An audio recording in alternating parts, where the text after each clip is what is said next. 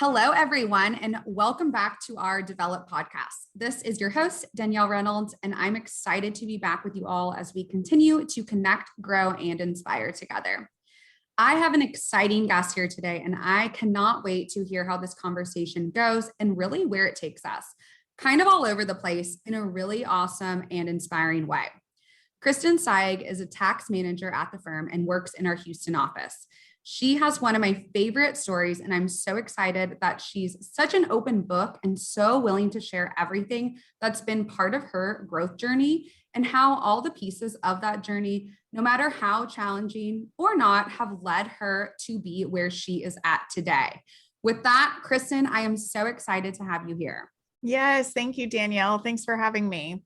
Awesome. Well, we are just going to dive right in. So first, tell us and our audience a little bit about yourself. Where did you grow up? What was childhood like?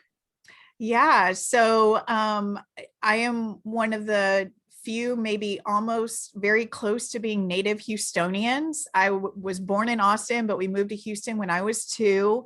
And I've been here, besides going off for college for a little bit, really the rest of my life. My family has deep roots in Texas. My 4-time great grandfather fought at the Battle of San Jacinto, and my 4-time great uncle, his brother, fought at the Alamo. So my maiden name, Lindley, is actually one of the names at the Alamo.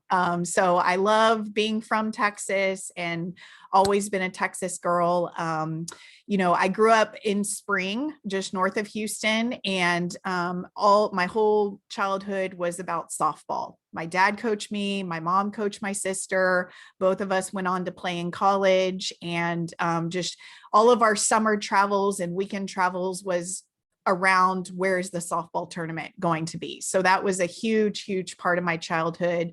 Both my parents, my whole life, own their own companies, which I think benefits me today because I grew up in that entrepreneurial atmosphere.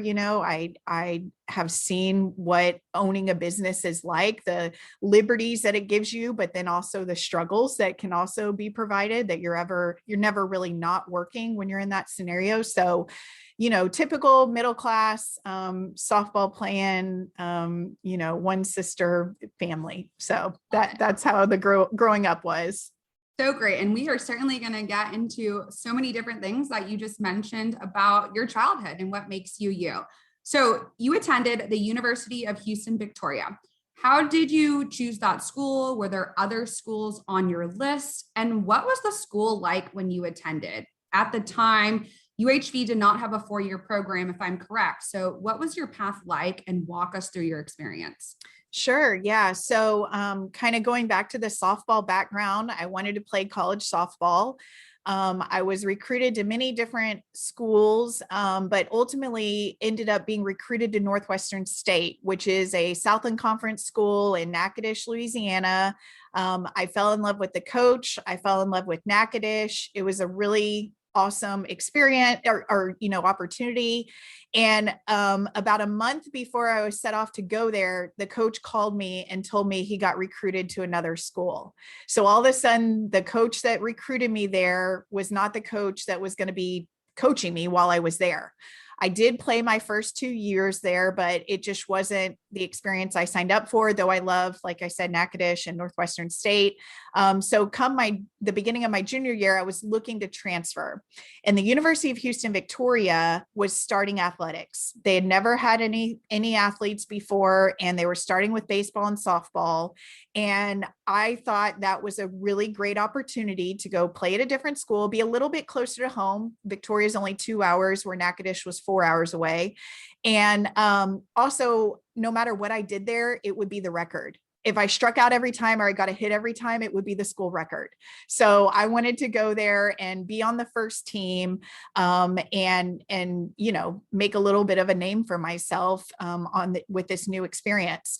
The school, when I transferred there, UH Victoria, was an upper level university. They were one of 4 in the nation that were like that at that time. And upper level university meant that only juniors, seniors, and graduate level students could go to school there.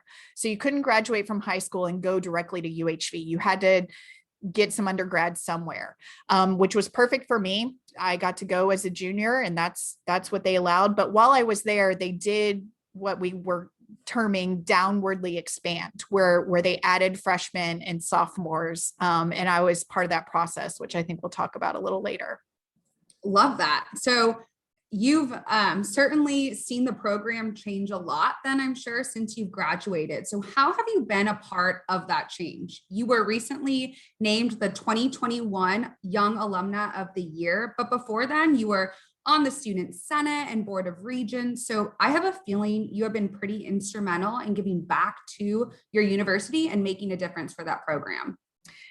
Yeah, so I obviously did not know the change UHV was going to go through when I signed up to go there. I was really just going for a different opportunity for me to play softball. But I just got to join and was lucky to be part of UHV when it was going to go through such a transition.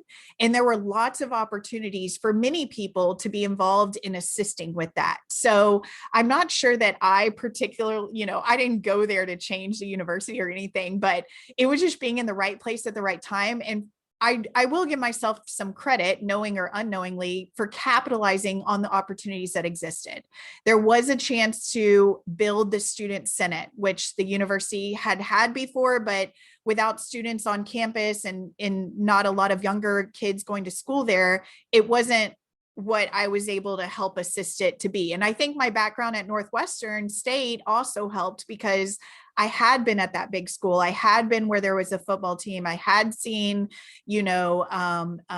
student government thrive at a bigger university. So I could bring some of that background to UHV. But lots of people had a chance to, be instrumental. And I feel like it gave me more opportunities than what 20-year-old was able to provide to the university, but really just a great experience to be involved with that, sitting on the Board of Regents, the exposure that I got. That position was appointed by Governor Perry at the time.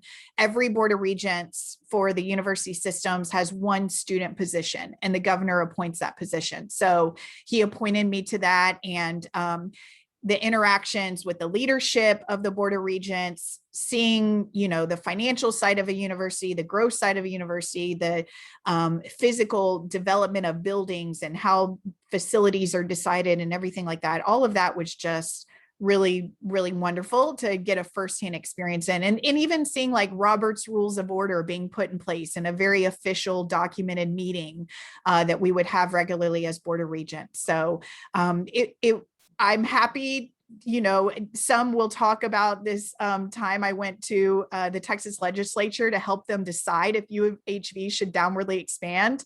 People that were privy to that say I did like a really nice job, and that was really instrumental in helping with that. But whatever I did, I'm just so thankful to have been part of it, and definitely got more from the university than whatever they claim, I assisted or gave them. Well, certainly a lot of growth that you were a part of. So I'm sure you are so proud to look and see where the program is at today and how it'll continue to grow in the future. So let's touch on something you mentioned: softball, big part of your life. And I love how you talked about the stats you could make, being at the first program at the school on the softball team. So I think that really makes you stand out. And the fact that you were a student athlete in college on the university's softball team. And not only were you on the team, but you were a co-captain, an All-American Scholar athlete. And I know you set a lot of those records. I personally, too, was a student athlete at the University of Oklahoma on the women's soccer team. And I think athletes truly develop a different type of mentality and set of skills that can be transferred to their professional lives. So what skills did you develop, and how have they played a role in reaching your professional goals? Yeah, student athlete it's a tough role to play. Yes, it comes with lots of glamour. You get to travel, you get to represent the university, you maybe get extra, university gear to wear. And for me, I loved the opportunity to have a built-in family the moment I stepped on campus, be it at Northwestern State or at UHV. You just automatically already had a set of friends and a group of people that supported you, support you would get from the alumni, cheering you at games and whatnot. So there's lots of benefits that come from being a student athlete. but you're also working really hard at the same time. You're holding two full-time jobs. Being that full-time student, your grades do matter, so you have to do well in the classroom. And then also having sometimes 2-a-day practices, mandatory study hall hours, there's mandatory interaction with alumni and doing community events and whatnot. So I think that one of the biggest things I learned as a student athlete was time management. How do you balance all of that? How do you get your workouts in with getting your study in? How are you successful both on the field and in the classroom? Also, of course, how can I be a beneficial team member? I know that the pitcher is just as important as the person that can lay down the sacrifice bunt. We all have a role to play on the team, and I maybe can't run fast enough to first base. I definitely was not a fast runner. So I can't be a one that we put on to try to steal a base, but I know whoever's doing that is very important to our team. And so I think the whole dynamics of a team player was definitely instilled in me as I was able to see how all those different positions make a team successful. And there might be somebody like a sacrifice bunt person who isn't called upon, but for every fifth game that we need them to come in there and lay a bunt down. And that doesn't make them any less important to the team because we only need them every fifth game, because when we need them, we really need them. So I think that, obviously has always been instilled in me, and I've had lots of opportunities to see that that's true. I learned how to set goals. At UHV, when we all went there, we were all new to the university. Everybody just came together. We didn't know how far we could go. None of us had a history there. There was no older teammates saying, look, this is how we run this program. This is what we do. So we had to set goals. Where do we want this program to go? How do we want to act? And we ultimately were very successful with that. But how do you come together and set your goals, even if no one is above you telling you this is what you should be doing? And then finally, obviously, sports come with tons of failures. I was fairly successful and normally, was able to do well, but there will be games that were tough and hard and I didn't perform well. And I always remember my dad telling me at those times, either a bad at bat or I was a pitcher, so a bad, inning or something, he would say, remember how this feels. You've got to remember these bad times, because the next time you have a choice between, do I go out with friends or do I take another round of balls at the field, or is it time for me to lift a little bit heavier weights, or can I end the workout early? Remember how these failures feel. And then the next time you have that decision, you may make a different decision. And that comes into play into the professional world as well. I try to do everything as perfectly as I can, but I'm still human and I'm still learning. And so when there is a awkward client interaction, or if I feel like I haven't properly set up my staff for success on a project, or if I haven't communicated correctly with a client or internally, I need to remember how those failures feel so that I can improve on them for next time and be motivated to not feel like that again. So lots and lots of things to have learned that have nothing to do with how to throw a rise ball or how to, hit in a first and third situation. But in those things are what carries further, so. I love that. I remember you saying that my dad we always had to talk about the game afterwards, right? And I hated it, especially if you didn't play your best, right? Or if you lost and didn't take that well. But now looking back, that was such a skill to develop, is to learn how to talk about you not playing well or something not going right or going your way, and learning how to overcome that and move forward from that and not let it affect you moving forward. And you touched on so many great things. I love, people playing to their superpowers. Everyone brings different skills. And that's why a teamwork approach is so important as we learn how to collaborate and really grow together. So love that you shared all those things. So let's talk Rotary Club. You were the recipient of a scholarship and spent a year in Hong Kong. You spent your time giving lots of presentations. Plus, I saw you were giving out polio vaccines, fun fact. So we have to go back and dive into this more. What was that experience like? And how was it then returning back to the US after those 9 months abroad? Yes. Rotary, such an incredible time of my life. First, for those that don't know, Rotary is an international service organization. They have clubs all over the world. And I think even in Houston, there's probably like over 60 Rotary clubs. Like they're really everywhere once you start getting into it. But Rotary as an organization has 6 areas of focus: peace and conflict resolution, disease prevention and treatment, water sanitation, maternal and child health, literacy, and economic and community development.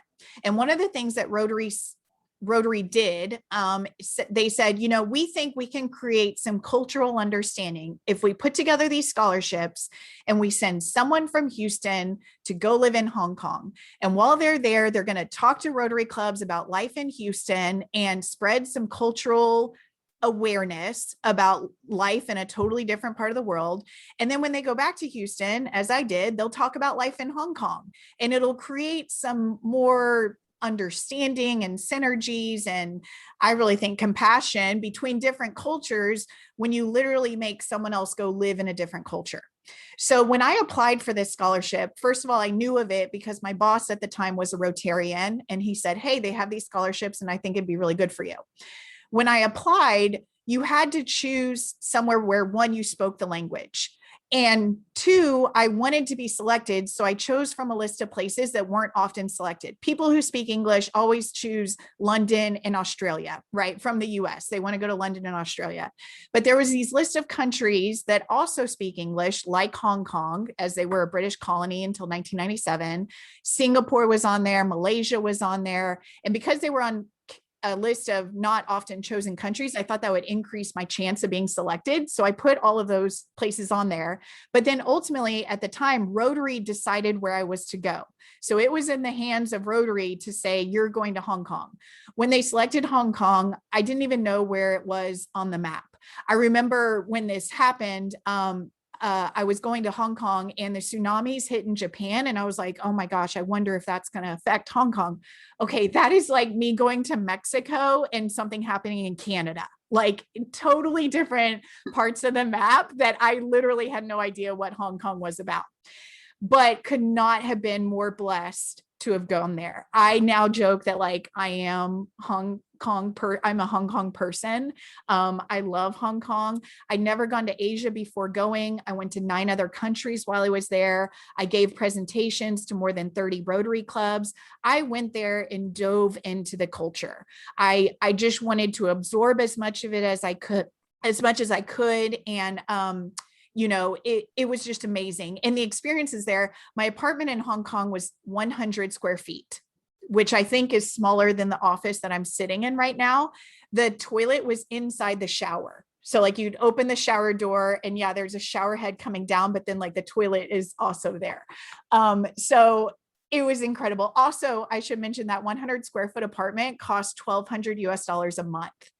Housing and everything is very, very different there. It's very, very populous and not very much land. So with Rotary, while I was there, I was able to go to India where I gave polio vaccines in a town outside New Delhi. Very, very humbling. I mean, to see the places these families live and make homes that they're so proud of and so very different than, my house here in Houston. I attended the Rotary International Conference in Thailand. And one of the stipulations of doing this scholarship was that you had to be a student. I'd already finished my MBA by the time I went over there. So I just applied as an undergrad to the University of Hong Kong, where I was able to take Mandarin and Buddhism and Chinese calligraphy. And as part of my Buddhism class, I actually got to go spend a weekend in China at a Tibetan Montessori, living like a monk, like eating vegetarian food, sleeping in the cots, chanting at 3 a.m. in Mandarin, which I couldn't do, but I was standing there.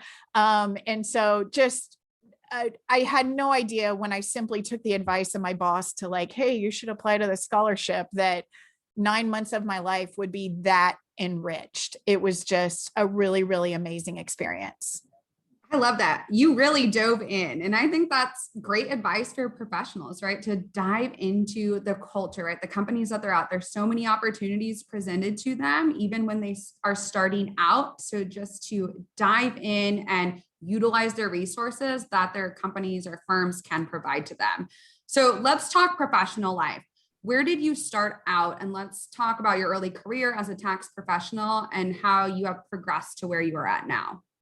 Yeah, so I actually started at an internship in audit. My career's in tax, but my internship was in audit. It was with a different firm. University of Houston, Victoria, while I was there, it was doing all this development, and they didn't have a formal like recruiting process set up like many of our interns go through to come to work for us. So I just knew somebody who knew somebody at a firm. I remember going on the office visit there, which now on this side of it, I know pretty much if you come to an office visit, you're getting an offer for an internship. I was going there like ready to sell myself because I knew nothing. I remember sitting down with one of the partners and he was like, "What can we do to get you to come work here?" And I'm thinking like, just make me an offer. That's all. I will say yes right now because I need this job. But anyway, I got through the internship and I did not like it at all. There were just some circumstances about the internship. It was a new client, so I had no prior year work papers to work on. I had a manager that never needed to eat lunch. And so like every day at 2:00, she would say, "Oh, did we eat lunch today?" And I'm like, "Oh my God, I've been starving since 11 a.m. No, we missed lunch." And there were just many circumstances that I'm not sure, maybe if it had been a different situation, I would be an auditor today, but I left that internship thinking I'm not going to be an auditor. Now I have this degree in accounting. What am I going to do? And luckily, a friend of mine, definitely an example of like, be kind and connect with as many people as you can. A mentor of mine down at UHV knew another firm in Houston and knew the partner of that firm. And they agreed to interview me. During that interview, I already knew that I'd be going to Hong Kong. So my interview was literally like, "Will you just hire me for 9 months? And then I'm going to leave for 9 months, but then I promise to come back and work for you." So, luckily they said yes. While I was in Hong Kong, I started to think maybe I should be at a bigger firm. Like this was kind of like my one only option to get back to Houston and start working again. And I thought maybe I should be at a bigger firm. And lucky for me, about a week before I came back from Hong Kong, Whitley Penn merged in my Houston firm I was working for. So then all of a sudden I'm Googling all the Whitley Penn partners because I'm like, I don't really have a formal job agreement signed. I've just got this handshake with the old firm to like bring me back. And I start seeing what partners are Rotarians so I can reach out to them and tell them like, "Hey, I was on this Rotary scholarship. Please let me still work for you." Luckily, none of that was an issue. Whitley Penn accepted me back very kindly. And I've been here ever since, so I joke that I didn't choose to work for Whitley Penn. They just changed the name of the person paying my paycheck, but I really couldn't imagine myself anywhere else. And I think the stars all aligned for the merger to happen for me. And it was a great fit, but definitely not a smooth traditional, like, yes, I did a 5-year program somewhere and an automatic internship and just rolled into the firm. It was a little bumpy. I love how that progressed. And I certainly hope you are back to eating lunches, and I'm sure you're letting your teams have lunch too. That's right. Yes. Yes. So you develop a lot of skills in school and then as a young professional, and certainly a lot of these skills I'm sure you still use throughout your career now. What skills would you say you learned early on in your career, and how have they played a role in your growth? Yes. So I think the biggest thing I've tried to do, we've already talked about several unique opportunities I've had to be around, I'm not sure, influential, important people, senior people that are further along and developed in their career. Something I've always tried to do. And this, I can think, goes all the way back to like, my dad owns fence companies. He builds residential and commercial fences. So it goes all the way back to riding in the forklift with him as he's like loading and unloading materials off trucks. I tried to observe the leaders around me and I try to mimic what they do.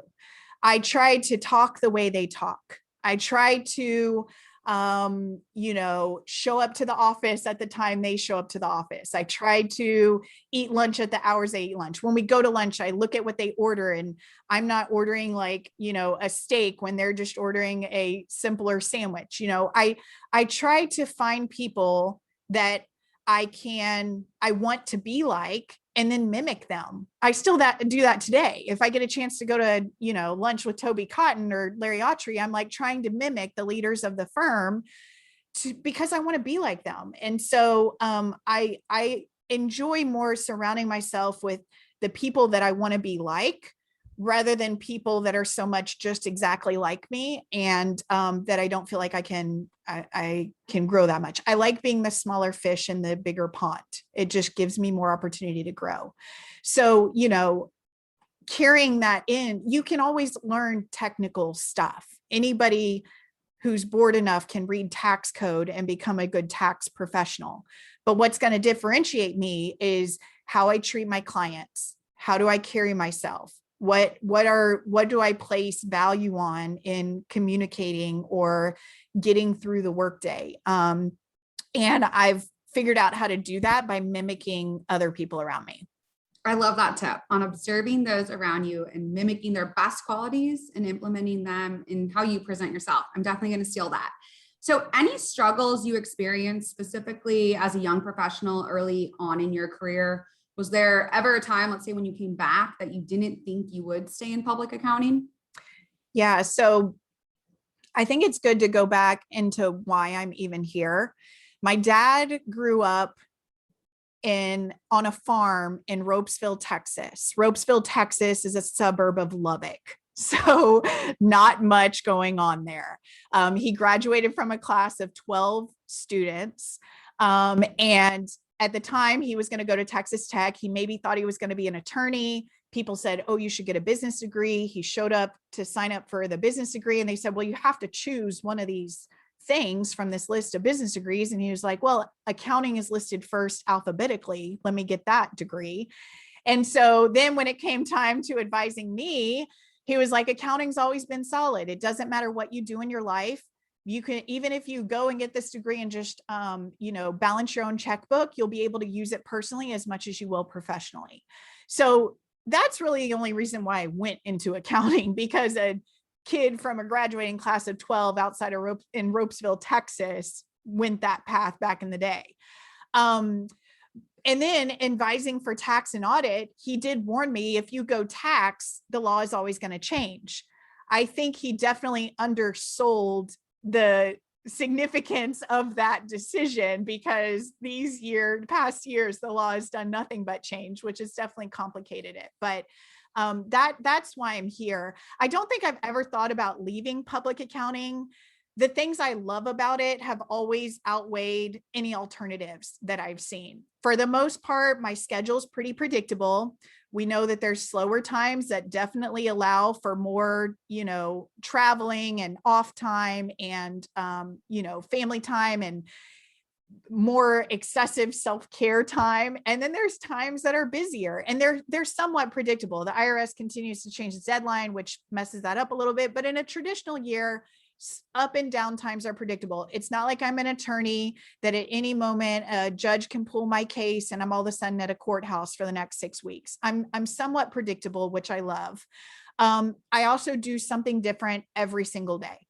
It changes every single day. Oftentimes students at campuses will ask me, like, describe your typical day. And I'm like, that doesn't exist. So I love the changing environment that always brings. I mean, I can't imagine doing the same thing every day, which is what I can only assume some industry jobs might provide. That is not what I do here. And then finally, I get to interact with all kinds of people. I have a wonderful tax team here. If I need something else, I've got audit, I've got FLVS, I've got so many different groups of people within my own firm. And then the diversity of my clients. I talk and work with all different kinds of people all the day. So the interactions and the personalities I get to build and live with, because we're really, living our job, is just so diverse. I really appreciate that. Yeah, well, tax law changes certainly keep you growing. So I'm glad you can constantly be challenged with that. So, any other advice you would give your younger self now, knowing what you've learned throughout these years? You know, I mean, hopefully many people say this, like, hopefully a lot of people are at a point in their career where if they could talk to their younger self, they could just go back and give that person a hug and say, hang in there, like it's going to pay off. You know, I did work really hard, and I consciously or unconsciously was making decisions to study when I could go to the party, to be the student athlete when I could have decided not to take on sitting on the board of regents and being president of the student senate when other people were choosing not to do those things.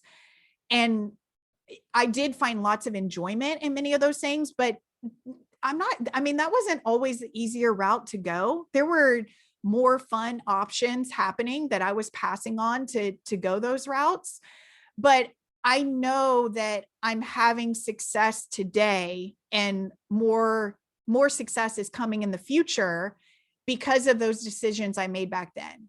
So, you know, if you're a younger person listening to this thinking, gosh, all my friends are having so much fun, you know, they're going to the beach every day, or I'm taking these really difficult classes that some of my other friends have decided to take lesser classes, or, you know, yeah, I'm choosing to work 2 jobs right now as opposed to maybe working 1 job.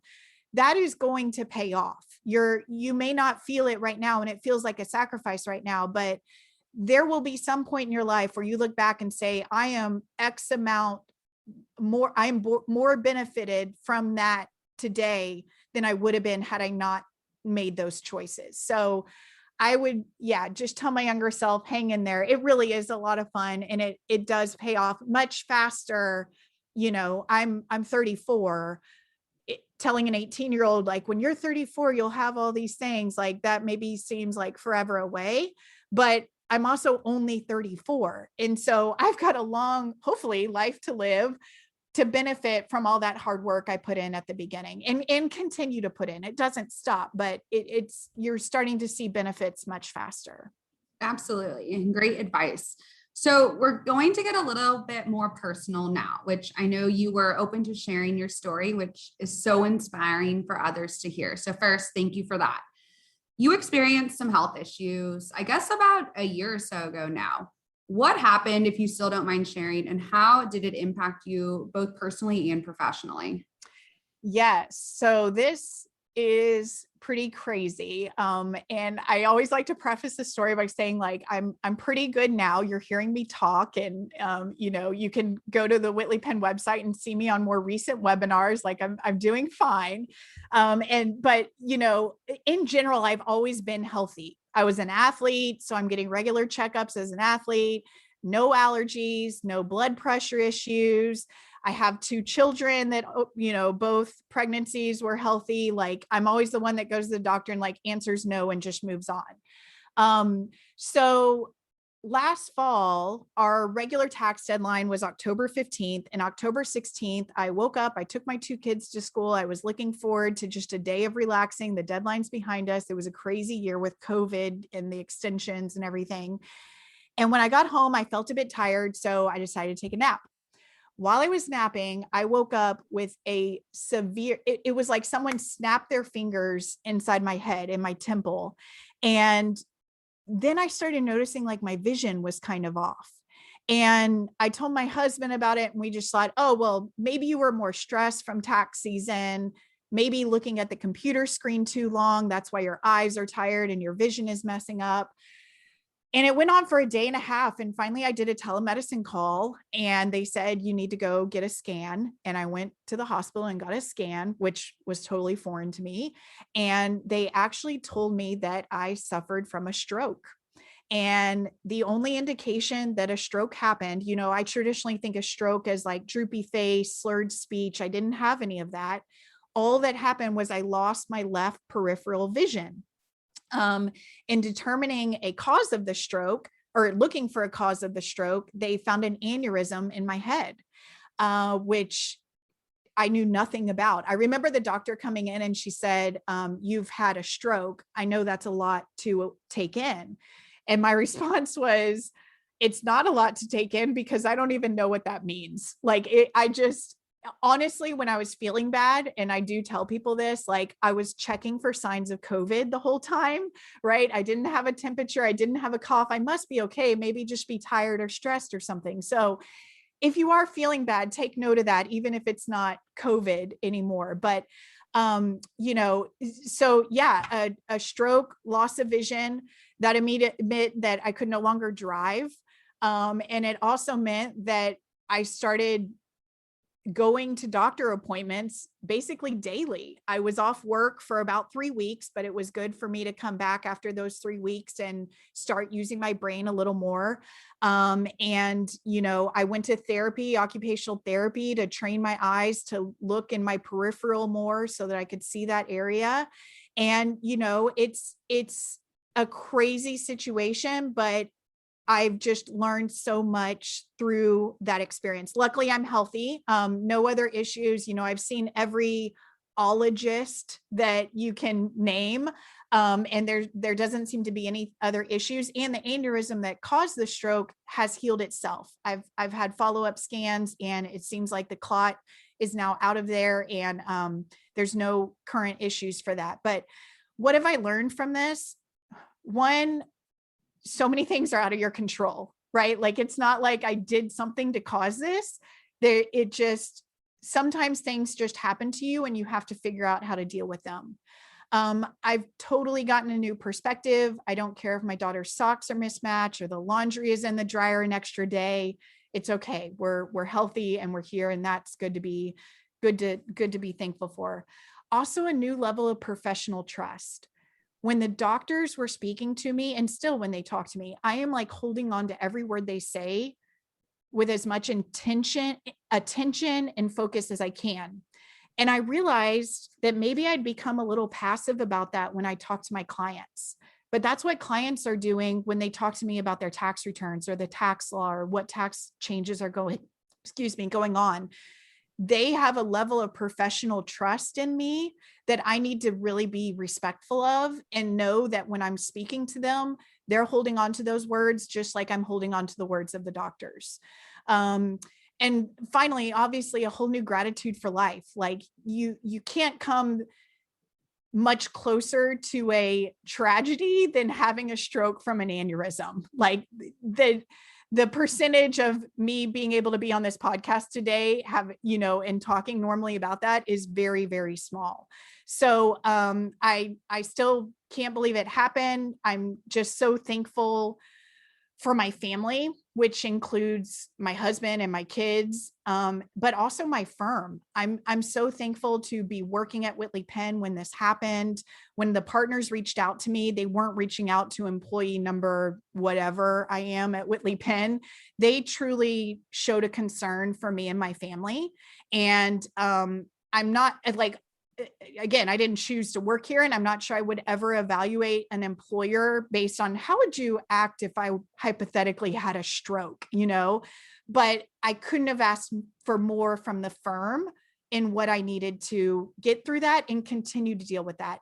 And then finally, the family of my clients. I really received so much love and concern and care from them in dealing with this and everything that it's really been very humbling, and just a lot of gratitude coming from it. So a crazy, crazy experience that I really wouldn't have seen in any of I talked about doing a lot of things that weren't really on my radar, and having a stroke was also not on my radar, but I'm hopefully walking away with much more positive than any negative. Yeah. So certainly a crazy story. So thank you for sharing that. And staying on the professional side of things, do you think you are a better leader now because of what you went through? And has it given you a different perspective? I know you touched on that both in life and work, and the person, the leader, the boss you want to show up as every day.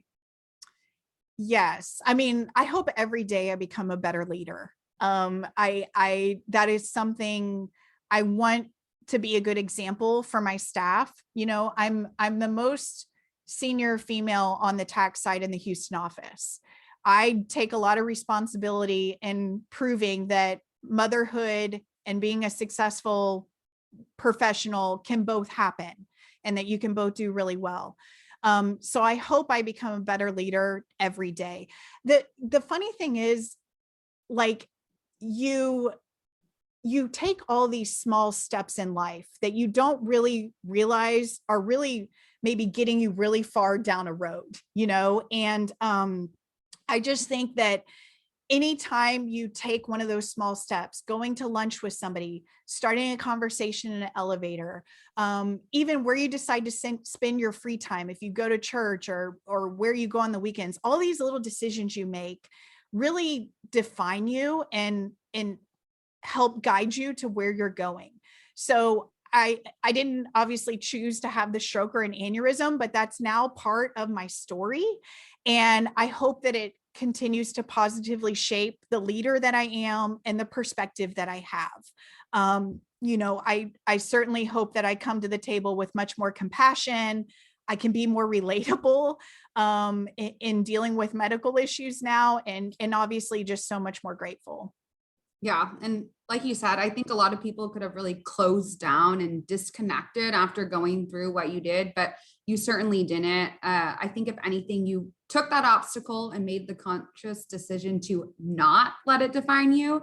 And you listened to yourself and knew really what you were capable of overcoming.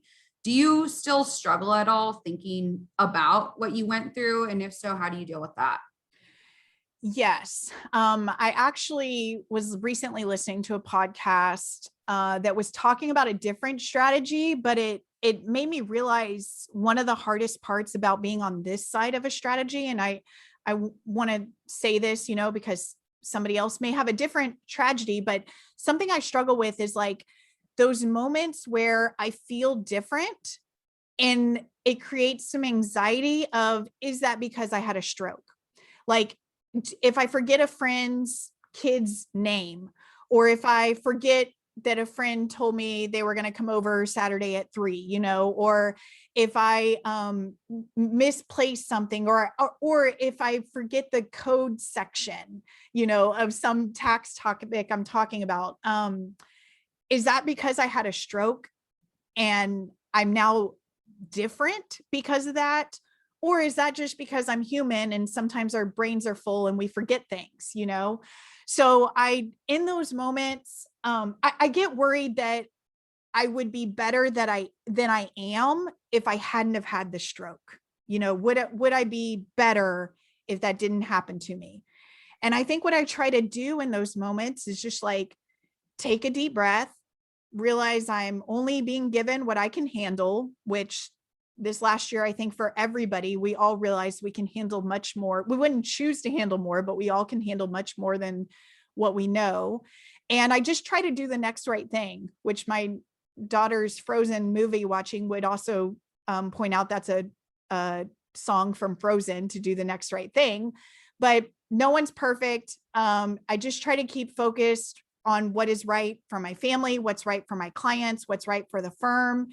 And that allows me to have those moments of self-doubt and just pause, refocus, and get back on course. You're not any serious event, any minor event can throw you off course. Allow yourself that time to just pause, refocus, and do the next right thing. Well, you are doing amazing. And thank you for sharing that story. Certainly puts life and priorities into perspective. So kind of shifting topics, but you were telling me about this great analogy you use, specifically in our campus development efforts when we are connecting with students. But you say to buy the Whitley Penn toilets. So let's talk about what you mean by that, as I'm sure people listening have no clue where we are going with that.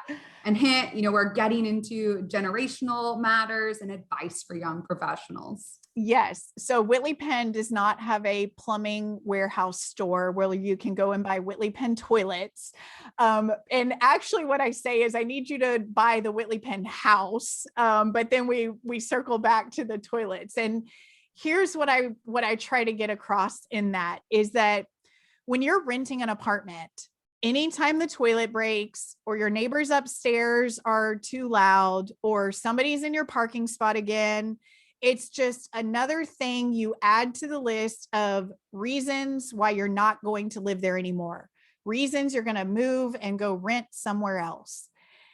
And alternatively, when you have bought a house, if the toilet breaks, you don't get to say, well, I'm just going to sell this house. You have to figure out how to fix the toilet.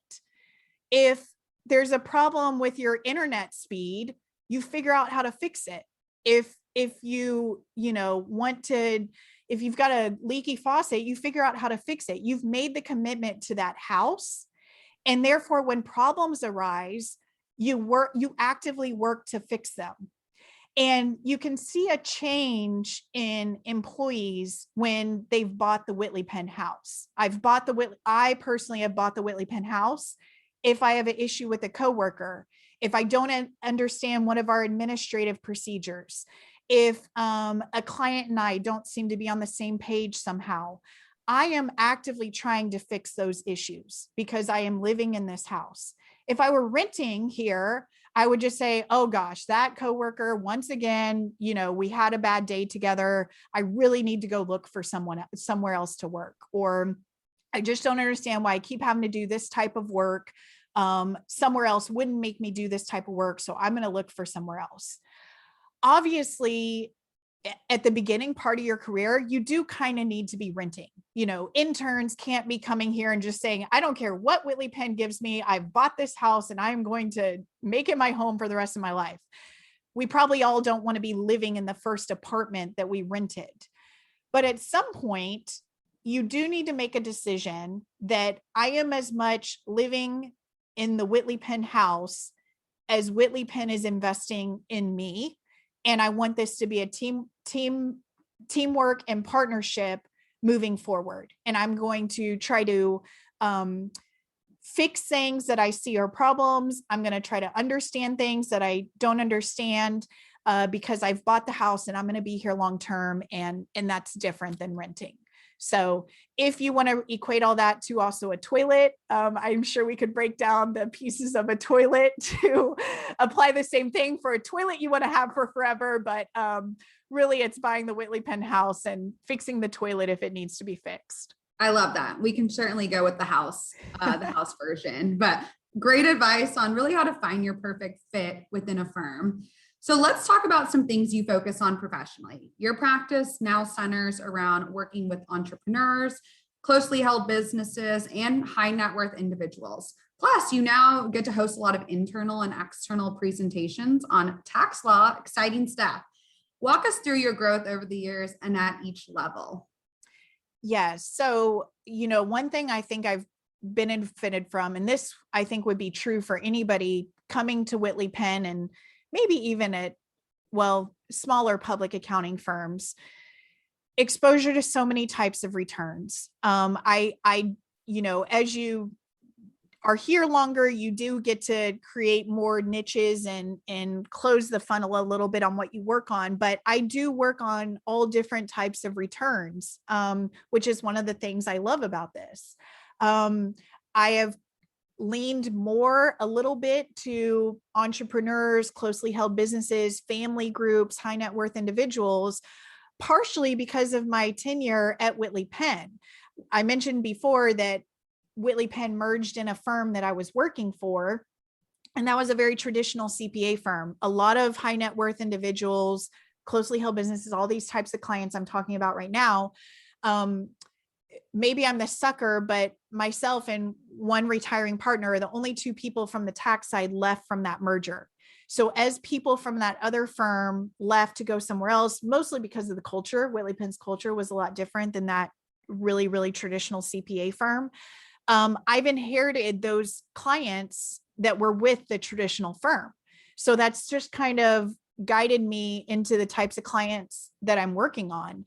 And really I do like those too. I love meeting with entrepreneurs, my parents having been entrepreneurs that I mentioned. I love meeting with individuals.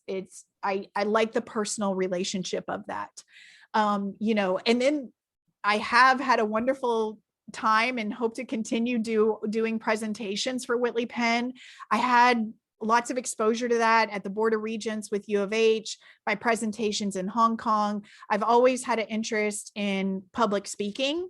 I didn't know that it would evolve to like always talking about tax law, but that's been a really fun thing. I do enjoy it in way that I hope I'm contributing to Whitley Penn as well, which is something I would tell people listening to the podcast is try to find a way that you can be unique and beneficial to the firm. We all need to have a different role. Everyone needs to have a role on the ball team.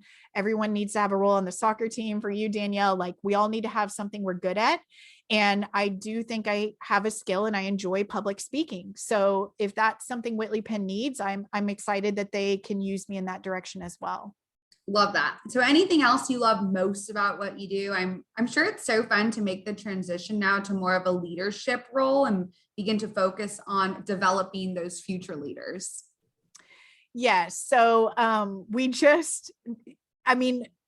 what I love about public accounting is you're always learning new things. It is challenging, don't get me wrong, but it's not boring.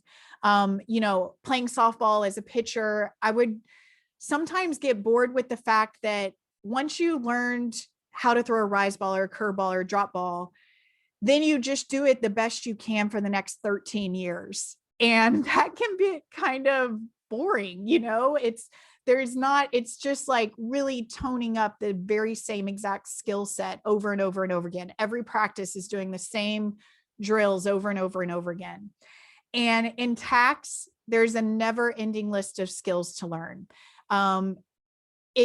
That's challenging. Don't get me wrong. Some days it would be nice to just go and do the exact same thing that I did the day before. But, there's never an ending of things to learn. I love working with our interns and helping our associates and senior associates develop in their career paths. It's the interaction. I've bought the house. So now everybody that I can also get to buy the house becomes my family. And I love developing that family and getting those people to see that they can also see themselves buying the house. Love that. So moving into business development, this is something that looks different for everyone, but something, we certainly encourage and want to empower our employees to do if that's something they want to get involved with. A big part of business development is knowing your brand. What would you say your brand is, and what are your strategies related to how you participate in business development initiatives? And has your brand evolved over time? Yeah, so business development is such an intimidating thing, especially when you're talking to accountants. Everybody goes into accounting because they like numbers and maybe they like math. Nobody goes into accounting because they're like, gosh, I just love talking to people. And I especially love talking about myself. Like nobody does that. And the thing about business development is it's really about being yourself and not talking business. It's almost like business development is the end game of just like having a bunch of conversations with people you're getting to know about them. I don't ever start a conversation with, hi, my name's Kristen and I'm a CPA and let me do your taxes. Like that is boring and scary and nobody's going to say, oh yes, please do my taxes. So where I've been most successful in business development is just asking people about themselves. We've talked a lot about my background. Luckily there's multiple opportunities in there that probably if somebody starts talking, they're going to say, oh, I went on a trip to Asia and okay, let's connect about Hong Kong, or, oh, I'm a really big fan of U of H and, oh, I sat on the Board of Regents. Let's talk about that, And so where they're from, they mention they have kids, maybe you share a hobby, all of a sudden you're having a 20-minute conversation, not about business at all, but about life. And then the next time they're given an opportunity to think about, they come across somebody that's like, oh gosh, I just need someone to do my taxes. They're like, you know what? I met this CPA. I don't know anything about what she does, but she lived in Hong Kong for a while and she played college softball and it was really easy to talk to her. You should call her about your taxes. And all of a sudden it totally transforms the way people remember me, from being someone who does taxes, which that's boring, to like this whole other realm of things that they know me about, and then can actively refer to me because they feel like they know me as a friend. And I think in the CPA world, if you can master doing that, because none of us came here because we like to talk to people and we are, wanting to do much more than sit behind a computer. If you can make yourself a little bit interesting and be courageous enough to talk to people about what they do so you can connect with them on how you also relate to that, business development happens naturally. And so much comes from people just liking you for you, not liking me because I know how to properly fill out a 1040. I don't think I've ever gotten a client because they knew I could put the numbers on the right form, on the right lines of the tax form. I get clients because they like my personality and I'm easy to talk to. And I do the small things like pick up the phone and return phone calls and return emails. But yeah, so my brand is me, really. It's not like I'm, I don't have a specific, my brand is me. And I just try to develop that and put that out there for people. Love the way you approach it. And it's all about connecting organically. Love that. So tell me what you love doing outside of the office. I'm sure having a work-life balance is a priority for you. Yes. So I have a 3-year-old and a 1-year-old, soon to be 2 and 4 in the summer. So of course my outside activities are what they love to do. I like bike rides. I love watching Daniel Tiger. I like making muffins. They totally, fill up my free time. But outside of that, my husband and I, we love eating Asian food. He was able to go back to Hong Kong with me. So we try to find new places in Houston to get the itch for our Asian food activities. And also I find that I'm always trying to update my self-care activities. For a while, I ran marathons. I taught myself how to cross stitch. So I made my kids stockings. I like DIY projects at the house. I'm always trying something new. That kind of goes along with why tax is a good fit for me, I guess. I'm realizing this as I'm saying this, like changing up what I can get some mindless activity out of is good for me. Love that. And so good to have hobbies outside of what we do. And I definitely think they help you professionally as well. If you could be doing anything else professionally, what do you think you'd be doing and why? I think I would love to be a therapist. And that incorporates a lot into what I do well as a tax professional, because I love when people call me and just want to tell me about what's going on in their lives. And I feel like the more stories I can collect from that, the more I can connect other people or be like, oh, I had another friend who was going through that and this is her experience for it or whatever. So I think I would love to sit there and let people tell me their problems or stories and, just get to know people better. One thing I would never, ever do, I think if I behave badly on this earth, this is what I will be sentenced to afterlife, would be a summer camp counselor. Dealing with kids in the heat day after day would be awful. So I will never be doing that. But a therapist in a nice, cool room with a nice couch and a hot cup of coffee, just listening to other people talk, I'd love to be doing that. I love that so much. I love the summer camp counselor. So trends are always changing, updating, evolving. How do you stay updated on new trends and what resources do you rely on to keep you up to speed with what's going on, right? And how to stay connected within your industry and overall just as a professional and a leader for your team? Yes. So sometimes people at Whitley Penn give me a hard time because if you've heard me speak before, I'm such a big proponent of tax Twitter, hashtag tax Twitter. I'm not brave enough to actually tweet anything myself, but I'm watching it constantly. And the people connected on there know what's going on in the tax world, especially as tax law is going through Congress. They are up to date and I'm often only as smart as like their most recent tweet. You can't believe all of it. And I know there's like this thing going viral right now about getting financial advice from TikTok. I don't have a TikTok, but I would not advise to go to TikTok to get your financial advice. But tax Twitter, anything with that hashtag is probably going to be legit. And those people are really strong. So I get a lot of my stuff from that.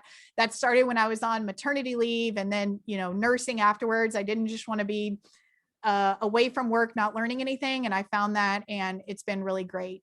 I also am a big podcast listener. I have about a 25-minute drive to the office. If I'm not listening to some gory crime story, which is always what I normally go towards, something totally different than my regular life, then I'm listening to some sort of tax or leadership podcast. And there's a wealth of them out there. It's hard to, name some go-tos because I kind of choose based on the episode topics and stuff, but that's where I get a lot of my information. Good resources. So what are some things that really inspire you? And do you have any advice for anyone maybe feeling lost in what they are currently doing or, bogged down by any obstacles they are facing, whether it's professionally or personally? Yeah. So my dad would say, if it were easy, everyone would be doing it. That goes back to my ball games. When I didn't want to spend the extra hour at the pitching lesson or something, he'd be like, you don't have to, but if this were easy, everybody would be doing it. And the fact is, not everybody's trying to be a pitcher. So if you want to be a pitcher, you've got to do this thing that's a little bit harder. Also, some of my mentors would say, make sure you're doing what you need to be doing, wherever that's leading you, make sure you want to go where that's leading you. And that's to say, like, if you're working really hard and you're like in the grind and, putting in the hours and feeling like you're making big sacrifices, take a second to lift your head up and look at the people that you're trying to be like, and make sure you want to be like those people. There's no point in grinding your way through, 10 years of public accounting. If you look at the leadership of the firm and you're like, I don't want to do what they're doing. I don't want to end up where they are. You're all of a sudden grinding for no reason. So, if you're facing obstacles in your career, I think you should evaluate what life would be like when you get through those obstacles. And if that's the life you want, be motivated by the fact that you're one of the few people that can overcome the obstacle and achieve that success. If the other side of the obstacle is not what you want, then you probably want to have some, thinking about what you're doing and maybe go a different direction. But, I can honestly look at the leadership of Whitley Penn and say, I want to be like those people. I want to have integrity. They're successful. They figured out how to do this and have good family relationships. So I know when I feel lost or bogged down, it's just an obstacle that I've got to figure out how to get through.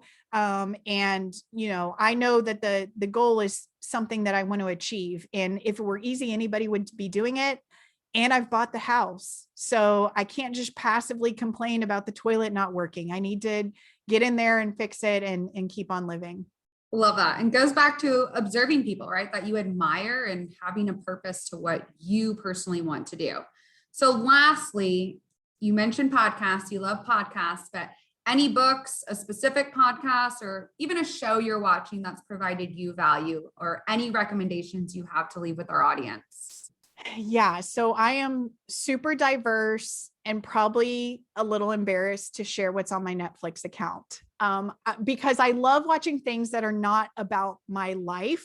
I love watching shows about prisons or crimes or 90 Day Fiance. I don't mind sharing this because any of the recruits on campus will know, like, I love TLC. Okay. This is my guilty pleasure. Please, if you're a client, don't hold this against me, but like, I love all that trash TV because it's so different than my regular life. I'm working hard for 12 hours a day and being a mom, and I just want to veg out on something that's totally different. So I love that stuff. I would challenge anyone listening to podcasts or TV shows or anything that's more serious, like politically related. listen to both sides. A lot of times writing into the office, I listen to the Daily, and then writing home, I'm listening to Ben Shapiro, so I try to get a balance so that wherever I fall on the spectrum, I'm at least hearing what the other side is saying. I think the diversity there is great.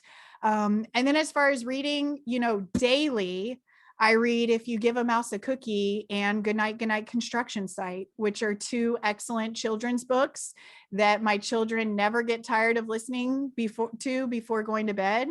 If You Give a Mouse a Cookie is a wonderful story about cause and effect. And Good Night Construction Site beautifully demonstrates the important roles each construction truck plays in building. So I highly recommend both of those reads. Easy reads. You can literally do it 20 times every single night of your life, especially if a 3-year-old is requesting that of you. So love it. I'm writing down those book recommendations right now. And I love how you mentioned, it's okay to have those fun shows you like to watch, and then also resources that feed you forward. So it's a great balance to have that. Kristen, thank you again for joining me today and really inspiring us through your story. You have so many courageous moments in your life, and I know you are just getting started with all the great things you will continue to accomplish. I loved where our conversation was able to go. So thank you for sharing and opening up and showing us that even when we do have obstacles to encounter, which I'm sure we all will, that we never have to let them define who we are. You are awesome, and we are so lucky to have you on the Whitley Penn team. So thank you so much for all you do and the person and the leader you are. Thank you, Danielle. This has been so much fun. And, I love that Whitley Penn's doing these podcasts. I have students come up to me on campus that will say, I listened to your podcast. And, I tell clients, like, if you want to get to know me, go watch one of my presentations explaining some of the most recent tax code change. And then you can see if you would like to work with me a little bit. So all that the marketing team and everybody is doing with this is awesome. And thank you so much for selecting me as, part of the ones to be a part of it. I really enjoyed it. Oh, yes. Well, I can't wait for you to share this out with those students and all your friends and family. And as always, I'd love to connect with each of you on LinkedIn and engage with you all as you are developing in your career. So please reach out and make sure to listen and share this podcast if it provided you value. I look forward to hearing about all of your stories as we develop, connect, and continue to inspire one another. So thank you very much, and we'll see you soon.